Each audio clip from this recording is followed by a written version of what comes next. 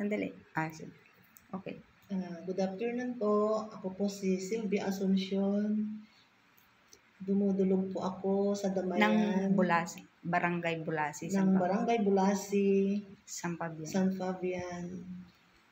Ako po ay dumudulog sa samahan sa Damayan ng 4th District para po sa aking kapatid na si Bernardo Osoria. Hindi po inaasahan, 3 araw lang po siyang member. Pumanaw po siya, humihingi po ng konting tulong. Kailan po siya namatay, ma'am? Noong June 27 po, 2023. Anong cause po ng kanyang death? Ano po siya, na-stroke po siya. Bali, ma'am, paano po ba yung pangyayari nung si sir? Kasi kayo po yung doon, nakatalaga na district coordinator, at the same time, kayo po yung kapitbahay niyo po siya. So, paano po ba yung nangyaring ganun? Ma'am, naibigay na po nila sa akin yung bayad niya na nagkolekta na po ako, tapos na po ako sa inyo na kay Ma'am Magnolia na nasa akin na yung koleksyon. Hindi inaasahan, namatay siya. Kaya 3 days? 3 days namatay siya. Kaya sinabi ko po kay Ma'am Magnolia na gano'n ang pangyayari. Kaya may bibigay na tulong daw po sa kanya. May bibigay na konting tulong po sa kanya. Okay po. So, anong cause ng kanyang kamatayan, ma'am? Na-stroke po siya, ma'am. Kaya po, nagpapasalamat po ako sa konting tulong po na maibibigay po ng Damayan. Okay po. So, ito po yung kanya, no, death certificate po niya. Bali, nung namatay po siya noong June 27, tapos ngayon lang po kayo ay August na.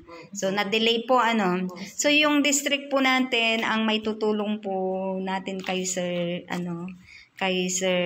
Bernardo ay 1,000 po. So, pagdamutan nyo na po yung maibibigay po ng ating Maraming salamat district po dito po, ma'am. Sige po. Ma'am, need po na kayo po ay mag-fill up dito sa ating kuwan para patunay po na kayo ay tinanggap niyo po ito. Bali kayo po, ma'am, ay niya kayo? Kapatid po ako ni Mr. Bernardo. Ayun. So, siya ba ay wala na bang asawa, anak? Ganun? Wala na po, ma'am. Dito po ang si siyang signature. asawa. Yan, i-receive nyo lang po, ma'am. I-minus na po natin dito sa ating Yan. I-receive nyo lang po. Patunay po na kayo tinanggap nyo po yung 1,000 na tulong po natin kay sa mga naulila po ni Sir Bernardo Osoria bilang miyembro po. Bagong miyembro, 3 days lang, pero wala naman pong may gusto na mamamatay na siya agad. So, yan po yung may tutulong po ng ating district. So, ayun po. Ano pa po ang masasabi niyo dito sa meron po ba kayong encouragement sa mga members natin na magpatuloy o ganun para nang sa ganun malalo pa tayong makatulong? Sa mga mga members. Mga members, magpatuloy lang po kayo. Hindi po natin alam ang buhay. Kaya po at least may madudulugan at malalapitan na tutulong sa atin. Okay po. So si Ma'am Dolores, siya po yung coordinator po doon na nakatanggap ng pera ni Sir Bernardo Osoria. Nakolekta ko na kasi. Nakolekta mo na. Kaya nung namatay siya, kaya ka pumunta dito sa district, kasi nasa district akin office. Na. Tapos, di ba sinabi ko sa inyo, ma'am, na meron akong collection. So, na-remit mo na nga. Na-remit mo na dito. So, ganun po yun, ma'am.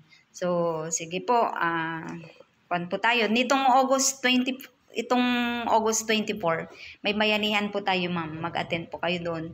Tapos, yung bayanihan po natin, yung makakatanggap po ng cash na 2,500, gagamitin po sa Hope Rice. Tapos, magbibigay din po tayo ng bigas. Yun. Kung bubunot tayo ng mabibigyan ng bigas. Sige po, salamat and God bless you all. Salamat sa buong 4th District sa pagpapatuloy ng pagbibigay ng kanilang contribution dito sa ating Damayan at sa ating bayanihan. So malaking bagay po yung ating mga konting tulong yan, nakakatulong na nga tayo. Sige, thank you very much sa buong 4th District.